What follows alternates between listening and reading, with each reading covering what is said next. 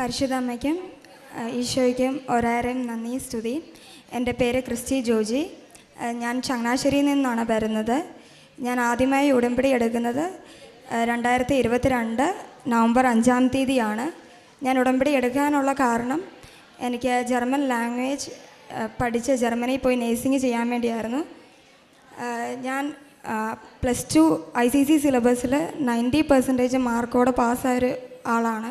അതുകൊണ്ട് എനിക്ക് ഭയങ്കര കോൺഫിഡൻസ് ആയിരുന്നു. എനിക്ക് ഫസ്റ്റ് ചാൻസിൽ തന്നെ ജർമ്മൻ ലാംഗ്വേജ് എക്സാം എനിക്ക് പാസ്സാകാൻ പറ്റുമെന്ന്.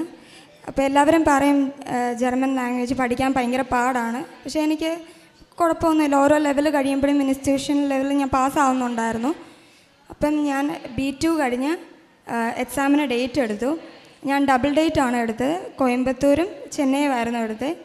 അപ്പം ഞാൻ എഴുതി. എനിക്ക് കോയമ്പത്തൂരിലെ എക്സാം കുറച്ച് പാടുണ്ടായിരുന്നു. എന്നാലും എനിക്ക് ഭയങ്കര കോൺഫിഡൻസ് ആയിരുന്നു. എനിക്ക് കിട്ടും, എനിക്ക് എക്സാം എഴുതി എനിക്ക് കുഴപ്പമൊന്നുമില്ല. കാരണം എനിക്ക് ഇത്രയും മാർക്കുണ്ടല്ലോ, ഭയങ്കര അഹങ്കാരമായിരുന്നു. എനിക്ക് കിട്ടും, ഇത്രയും ഇതുണ്ടല്ലോ എന്ന് വിചാരിച്ച്. ഇപ്പം ഞാൻ കോയമ്പത്തൂർ എക്സാം എഴുതി. കോയമ്പത്തൂർ എനിക്ക് 3 മൊഡ്യൂളേ എഴുതാൻ പറ്റുള്ളൂ. ചെന്നൈയിൽ 4 മൊഡ്യൂളും. ചെന്നൈയിലെ എക്സാം കഴിഞ്ഞ് ഇറങ്ങിയപ്പോൾ ഞാൻ എൻ്റെ അമ്മയോട് പറഞ്ഞു, എനിക്ക് കിട്ടും, 4 കിട്ടും, എനിക്ക് ഉറപ്പാണ്. കാരണം എല്ലാം എനിക്ക് എളുപ്പമായിരുന്നു. എനിക്കങ്ങനെ പാട് വരാനുള്ള അതൊന്നുമില്ല. അങ്ങനെ ഞാൻ ഈ എക്സാം കഴിഞ്ഞ് എനിക്കൊരു ദാനത്തിന് പോകാനുള്ളൊരവസരം കിട്ടി. ഒത്തിരി നാൾ കൂടിയിരുന്ന്. അങ്ങനെ ഞാൻ ദാനത്തിന് പോയി. 2ാമത്തെ ദിവസം സിസ്റ്റർ ആരാധനയ്ക്ക് പറഞ്ഞു, ക്രിസ്റ്റിക്കും ക്രിസ്റ്റിയുടെ കുടുംബത്തിനും ഒരു അനുഗ്രഹം വരാനിരിക്കുന്നുണ്ടെന്ന്. അപ്പം ഞാൻ വിചാരിച്ചു ജർമ്മൻ പഠിച്ച് മാർച്ചിലേക്ക് പോകുന്നതിൻ്റെ കാര്യമായിരിക്കും എന്ന്. അങ്ങനെ അത് കഴിഞ്ഞ് എൻ്റെ റിസൾട്ട് വന്നു കഴിഞ്ഞ് എനിക്ക് തോറ്റു. ഞാൻ ഫെയിലായിപ്പോയി. എനിക്ക് ഒരു മൊഡ്യൂൾ പോലും കിട്ടിയില്ല. എല്ലാം 1-2 മാർക്കിനാണ് എനിക്ക് പോയത്. എനിക്ക് ചിന്തിക്കാൻ പോലും പറ്റുന്നില്ല. കാരണം ഞാൻ ഇത്രയും കോൺഫിഡൻസിൽ എഴുതിയ എക്സാം എനിക്ക് 1-2 മാർക്കിന് പോകുക എന്ന് പറഞ്ഞാൽ ഞാൻ ഭയങ്കരമായിട്ട് തകർന്നു പോയി. അങ്ങനെ ഞാൻ കൃപാസനത്തെ പറ്റി കേട്ടിട്ടുണ്ട്, എന്നാലും ഇങ്ങനെ ഉടമ്പടി എടുക്കുന്നത് ഞാൻ സ്കിപ്പായി നടക്കുന്നൊരു വ്യക്തിയാണ്. അങ്ങനെ ഞാൻ എൻ്റെ അമ്മയോട് പറഞ്ഞു, ഞാൻ ഉടമ്പടി എടുക്കാം, അല്ലാതെ ഇനി ഒന്നും ചെയ്യാൻ പറ്റത്തില്ല. എൻ്റെ മെറിറ്റിൽ എൻ്റെ മുഴുവൻ കോൺഫിഡൻസ് പോയതുകൊണ്ട് എനിക്കിനിയും അത് നോക്കിയിട്ട് കാര്യമില്ല. അപ്പം ഞാൻ വന്ന് ഉടമ്പടി എടുത്തു. അങ്ങനെ ഞാൻ ഉടമ്പടി എടുത്ത് ഞാൻ എക്സാം എഴുതിയതിന് ശേഷം എനിക്ക് ഓരോ മൊഡ്യൂൾ വീതം കിട്ടാൻ തുടങ്ങി. മാതാവ് എനിക്ക് അനുഗ്രഹിച്ചു, ഓരോ മൊഡ്യൂൾ വീതം. അങ്ങനെ ഞാൻ പ്രോസസ്സിങ്ങിന് കൊടുത്ത് നമ്മൾ പ്രോസസ്സിങ്ങിന് കൊടുത്തു കഴിയുമ്പോൾ ഒത്തിരി നാളെടുക്കും, താമസിക്കും. നമ്മൾ ജർമ്മനിലേക്ക് പോകാൻ വേണ്ടി 6-7-8 മാസം എടുക്കും. നല്ല ലാഗാണ്. കാരണം അത്രയും താമസിച്ചേ നമ്മുടെ പ്രോസസ്സിങ് സ്റ്റാർട്ട് ആകത്തുള്ളൂ. ഒത്തിരി പേര് ഇതിന് പഠിക്കാൻ കയറുന്നത് കൊണ്ട് ഭയങ്കര താമസിച്ചേ ഇത് തുടങ്ങത്തുള്ളൂ. അങ്ങനെ ഞാൻ ഡിസംബർ 8-ാം തീയതി അമലോത്ഭവ തിരുനാളുണ്ടായിരുന്നു, മാതാവിൻ്റെ അമലോത്ഭവ തിരുനാളുണ്ടെന്ന് ഞാൻ ഡേറ്റ് ഇട്ട് പ്രാർത്ഥിച്ചു. അങ്ങനെ 7-ാം തീയതി എൻ്റെ പ്രോസസ്സിങ് സ്റ്റാർട്ടായി. പ്രത്യക്ഷീകരണത്തിൻ്റെ അന്ന് എൻ്റെ പ്രോസസ്സിങ് മാതാവ് സ്റ്റാർട്ടാക്കി തന്നു. അതിനുശേഷം എനിക്ക് മാർച്ചിലേക്ക് പോകാൻ വേണ്ടിയാണ് ഞാൻ നോക്കിയത്. പക്ഷേ എനിക്ക് കുറച്ച് ഡിലേ ആയി. എന്നാലും എനിക്ക് അത്രയും സമയം തന്ന മാതാവ് എനിക്ക് പ്രാർത്ഥനയിലേക്ക് കൂടുതൽ അടുക്കാൻ സാധിച്ചു. ഞാൻ സാധാ ഞായറാഴ്ചകളിൽ മാത്രം പള്ളിയിൽ പോകുന്നൊരു വ്യക്തിയായിരുന്നു. എനിക്കങ്ങനെ പ്രാർത്ഥനയിൽ വലിയ അതൊന്നുമില്ല. സാധാ കുടുംബ പ്രാർത്ഥനയ്ക്ക് മാത്രമേ ഞാൻ പങ്കെടുക്കാറുള്ളൂ. പിന്നെ കൊന്ത ചൊല്ലാൻ ഭയങ്കര മടിയാണ്. അങ്ങനെയൊക്കെയുള്ളൊരു അത് പെട്ടെന്ന് ഉടമ്പടി എടുത്തതിന് ശേഷം ഭയങ്കരമായിട്ട് ഞാൻ പ്രാർത്ഥനയിലോട്ടടുത്തു. എല്ലാ ദിവസവും പള്ളിയിൽ പോകാനും പിന്നെ ഇവിടെ നിന്ന് കിട്ടുന്ന പത്രം ഞാൻ ആദ്യമേ കുറച്ച് മടിയുണ്ടെങ്കിലും പിന്നെ ഞാൻ നടന്നു ബസ് സ്റ്റാൻഡുകളിലും ഹോസ്പിറ്റലുകളിലും എല്ലാം കൊണ്ട് പത്രം കൊടുക്കും. ഒരു മടിയും കൂടാതെ പിന്നീട് അങ്ങോട്ട് എനിക്ക് കൊടുക്കാൻ സാധിച്ചു. പിന്നെ ആശുപത്രിയിൽ പോയി രോഗികളെ സന്ദർശിക്കുന്നത് എല്ലാം ഞാൻ ഉടമ്പടിയിലുള്ള എല്ലാ കാര്യങ്ങളും പാലിച്ചാണ് പോകുന്നത്. പിന്നെ ഞാൻ ഈ എക്സാമിന് ഓരോ മൊഡ്യൂൾ വെച്ച് കിട്ടാൻ തുടങ്ങിയ എക്സാമിന് ഞാൻ പോകുമ്പോൾ എക്സാമിൻ്റെ സെൻറ്ററിൻ്റെ അവിടെ ഞാൻ ചെന്നിരിക്കുമ്പോൾ ഉപ്പിടും. പിന്നെ എനിക്ക് കിട്ടുന്ന ഹോൾ ടിക്കറ്റ് ഞാൻ ഉപ്പും തൈലവും തേച്ചിട്ടായിരിക്കും എക്സാമിന് കയറിയിരിക്കുന്നത്. പിന്നെ ഞാൻ അവിടെ എക്സാം സെൻറ്ററിൽ നടന്ന് പത്രം കൊടുക്കും. എല്ലാവരും പഠിക്കുന്ന സമയത്ത് ഞാൻ ഈ എക്സാം സെൻറ്ററിൽ നടന്ന് പത്രം കൊടുക്കുകയായിരിക്കും ചെയ്യുന്നത്. അത് കഴിഞ്ഞ് പിന്നെ ഞാൻ ഇവിടെ ഒരു സാക്ഷ്യം കേട്ടതിൻ്റെ അതായിട്ട് ഞാൻ ജെറീക്കോ പ്രാർത്ഥന ചൊല്ലാൻ തുടങ്ങി. അങ്ങനെ പിന്നെ കൊന്തകൾ ചൊല്ലാൻ തുടങ്ങി. ഒത്തിരി പ്രാർത്ഥിക്കാൻ തുടങ്ങി. കാരുണ്യ പ്രവൃത്തികൾ എല്ലാം എനിക്ക് ഒത്തിരി അതിലേക്ക് ചെയ്യാൻ സാധിച്ചു. മാതാവ് എനിക്ക് അത്രയും. പിന്നെ ഞാൻ നിയോഗത്തിൽ വെച്ച എല്ലാ കാര്യങ്ങളും മാതാവ് എനിക്ക് സാധിച്ചു തരാൻ തുടങ്ങി.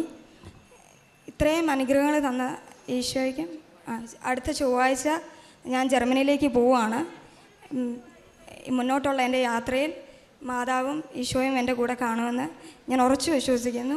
എനിക്ക് തന്ന അനുഗ്രഹങ്ങൾക്ക് 1000 നന്ദി. പ്രിയ സഹോദരങ്ങളെ, നമ്മൾ ശ്രവിച്ചത് ക്രിസ്റ്റി ജോർജ് ചങ്ങനാശ്ശേരി എന്ന് വന്ന മോളിലെ അനുഭവസാക്ഷ്യമാണ് നമ്മൾ ശ്രവിച്ചത്. വളരെ നമ്മളിന്ന് കാണുന്നതാണ് യുവതി യുവാക്കളൊക്കെ ഈ പറയുന്ന പോലെ വിശ്വാസം എന്നൊക്കെ ഇങ്ങനെ വ്യതിചലിച്ചു പോകുന്നു, അല്ലെങ്കിൽ കർത്താവിൽ നിന്നൊക്കെ അകന്നു പോകുന്നു. കുറേയൊക്കെ പ്രായമൊക്കെ ആയിക്കഴിയുമ്പോൾ ജീവിത ക്ലേശങ്ങളും ബുദ്ധിമുട്ടുകളൊക്കെ അവരുടെ നടുവിൽ ബലഹീനരായിട്ട് പോകുമ്പോഴാണ് യുവാക്കൾ കൂടുതൽ ദൈവത്തിലൊക്കെ ആശ്രയിച്ച് വരും. ഇപ്പം ഞാൻ ഈ വണ്ടാനം എന്ന സ്ഥലത്തു നിന്നാണ് വരുന്നത്. അവിടെ ഈ മെഡിക്കൽ കോളേജുള്ള സ്ഥലമാണ്. അവിടെ ഈ ഡോക്ടർമാരുടെ ഒരു വലിയ കൂട്ടായ്മ, പ്രാർത്ഥനാ കൂട്ടായ്മയൊക്കെ അവിടെ ഉണ്ടായിരുന്നു. പക്ഷേ ഈ കോവിഡിന് ശേഷം ഡോക്ടർമാരുടെ കൂട്ടായ്മയൊക്കെ ഇങ്ങനെ നഷ്ടപ്പെട്ടു. പക്ഷെ നേഴ്സുമാരുടെ ശക്തമായ കൂട്ടായ്മ ഇപ്പോഴും അവിടെ ഉണ്ട്. അപ്പോൾ ഈ എന്തുകൊണ്ടാണെന്നൊക്കെ ഇങ്ങനെ അന്വേഷിച്ച് വന്നപ്പോൾ കുറേയൊക്കെ ഇവരുടെ ശാസ്ത്രവും പഠനമൊക്കെ വന്നപ്പോൾ ഈ യുവാക്കൾ യുവതികളായിട്ടുള്ള പിള്ളേരെയൊക്കെ ദൈവത്തിൽ നിന്ന് അകന്നു പോകുന്നു എന്നുള്ള വിവരമാണ് നമുക്ക് കേട്ടത്. പക്ഷെ ഇവർ കുറച്ചും കൂടെയൊക്കെ കഴിഞ്ഞ് ഡോക്ടർ ജോലിയൊക്കെ തുടങ്ങി ബുദ്ധിമുട്ടും സങ്കീർണതകളൊക്കെ വരുമ്പോൾ പഴയതിനെ അപേക്ഷിച്ച് ശക്തമായി നമ്മളെക്കാൾ കൂടുതൽ പള്ളി വന്ന് പ്രാർത്ഥിക്കുന്നതിനെ കാണാൻ സാധിക്കും. അപ്പോൾ ഈ മോൾ ഇതുപോലെ തന്നെ ആദ്യമൊക്കെ പ്രാർത്ഥിക്കാൻ വിമുഖതയുണ്ടായിരുന്നു, കുടുംബ പ്രാർത്ഥനയിൽ തടസ്സമുണ്ടായിരുന്നു, ജപമാല ചൊല്ലുന്ന കാര്യങ്ങളില്ലായിരുന്നു. പക്ഷേ ഈ B2 നമ്മുടെ ജർമ്മൻ പരീക്ഷയുമായിട്ട് ബന്ധപ്പെട്ട് വന്നപ്പോൾ അവൾ ഉടമ്പടി എടുത്തു, പ്രാർത്ഥിച്ചു. പക്ഷെ എന്തുമാത്രം ദൈവത്തിൽ എളിമപ്പെടാൻ പറ്റുമോ അത്രമാത്രം ആശ്രയത്തോടും ശരണത്തോടും കൂടി പ്രാർത്ഥിച്ചു എന്നുള്ള കാര്യങ്ങളാണ് പറഞ്ഞത്.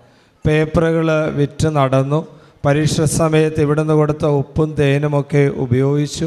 ആ എഴുതുന്ന പരീക്ഷ പേപ്പറിൽ അത് ഉപയോഗിക്കുവാനായിട്ടുള്ള സന്നദ്ധത കാണിച്ചു. ജപമാലകൾ തുള്ളി പരിശുദ്ധ അമ്മയുടെ ഒരു മകളായിട്ട് തീർന്നു. തന്നെ പൂർണ്ണമായിട്ട് അർപ്പിച്ചു. എന്തുമാത്രം ആഴപ്പെട്ട് പ്രാർത്ഥിക്കാൻ ക്ലേശത്തോടുകൂടി അർപ്പിക്കുവാൻ സാധിക്കും അവളുടെ ഈ ചെറുപ്രായത്തിൽ യുവാവ് യുവതിയായിരിക്കുന്ന സമയത്ത് ദൈവത്തിൽ ആശ്രയിക്കുവാനായിട്ട് സാധിച്ചു. പറയുകയായിരുന്നു ICSEയിൽ അല്ലേ +2 10ാം ക്ലാസ്സിലാണ്, +2 90% മാർക്ക് മേടിച്ചൊരു കുട്ടിയാണ്. അപ്പം B2 ജർമ്മൻ പരീക്ഷ എഴുതാൻ നേരത്ത് സിമ്പിളായിട്ട് പഠിച്ച് ജയിക്കാമെന്നുള്ള വിചാരവും ആത്മവിശ്വാസവും, നല്ല അടിയുറച്ച ആത്മവിശ്വാസത്തോടു കൂടിയാണ് ആ പരീക്ഷ പോയത്. ആദ്യത്തെ 2 പ്രാവശ്യം വേണമെങ്കിൽ പറയാം അതിലവൾ ആത്മവിശ്വാസം നശിക്കുന്ന രീതിയിൽ അവൾ പരാജയപ്പെട്ടു പോയ കാര്യമാണ്. ഇപ്പോഴാണ് ദൈവത്തിൽ അടിമപ്പെട്ട് ആശ്രയിച്ച് ശരണപ്പെട്ടുകൊണ്ട് അവൾ പ്രാർത്ഥിക്കുവാനായിട്ട് തുടങ്ങിയത്. അത് കഴിഞ്ഞപ്പോൾ മാറ്റങ്ങൾ തുടങ്ങി. ഡിസംബർ 7 പ്രത്യക്ഷീകരണം പരിശുദ്ധ അമ്മയുടെ കൃപാസനത്തിൽ നടന്ന അത്ഭുതത്തിൻ്റെ ദിവസം തന്നെ അവളുടെ തടസ്സങ്ങൾ മാറി ആ ഒരു ഇത് തുടങ്ങി. നമ്മളിവിടെ ആവർത്തിച്ച് നേരത്തെയും പറഞ്ഞതാണ്, not my merit but by grace. എൻ്റെ കഴിവ് കൊണ്ടല്ല, ദൈവത്തിൻ്റെ അനുഗ്രഹം കൊണ്ടാണ്. ICSEയിൽ 90% മാർക്ക് കിട്ടി. നിഷ്പ്രയാസം B2 പഠിച്ച് കയറാൻ പറ്റും. പക്ഷെ എത്ര ശ്രമിച്ചിട്ടും പറ്റുന്നില്ല, തോറ്റുപോയി. ദൈവത്തിൽ ആശ്രയിച്ചു. പത്രങ്ങൾ കൊടുക്കാൻ പറ്റുന്നതൊക്കെ ഈ ചെറുപ്രായത്തിൽ കൊണ്ടുപോയി കൊടുത്തു. നാണക്കേട് വിചാരിച്ചില്ല, മാനനഷ്ടം ഓർത്തില്ല. പരീക്ഷ പേപ്പറിൽ ഉപ്പും തേനും ഒക്കെ ഉപയോഗിച്ചു. കാശുരൂപം കൂടെ കൊണ്ടു നടന്നു. അത് വലിയൊരു മാലാഖയുടെ ചിറക് പോലെ എന്നെ കാത്തുകൊള്ളുന്നുള്ള വിചാരമായിരുന്നു. എന്താണ് വിചാരിച്ച് എന്താണ് വിശ്വസിച്ചത് ആ മകളുടെ ജീവിതത്തിൽ അതുപോലെ തന്നെ സംഭവിക്കുന്ന ഒരു വലിയ കർത്താവിൻ്റെ വാക്കുകളുടെ ഒരു പൂർത്തീകരണമാണ് നമുക്ക് കാണാൻ സാധിച്ചത്. നമുക്ക് ഈ മകളുടെ ജീവിതത്തിൽ നൽകിയ അനുഗ്രഹത്തിന് കരങ്ങൾ ഉച്ചത്തിലടിച്ച് പരിശുദ്ധാമ്മയുടെ മധ്യസ്ഥതയിൽ നമുക്ക് നന്ദി പറഞ്ഞുകൊണ്ട് പ്രാർത്ഥിക്കും. അത്യപൂർവ ദൈവാനുഭവങ്ങൾ ഇനി നിങ്ങൾക്കും സ്വന്തം. ഈ യൂട്യൂബ് ചാനൽ ഇതുവരെ സബ്സ്ക്രൈബ് ചെയ്തിട്ടില്ലെങ്കിൽ ഇപ്പോൾ തന്നെ സബ്സ്ക്രൈബ് ചെയ്യുക. ഈ വീഡിയോ ഇപ്പോൾ തന്നെ നിങ്ങളുടെ സുഹൃത്തുക്കൾക്ക് ഷെയർ ചെയ്തുകൊണ്ട് കർത്താവിൻ്റെ പ്രേക്ഷിതരാകുക.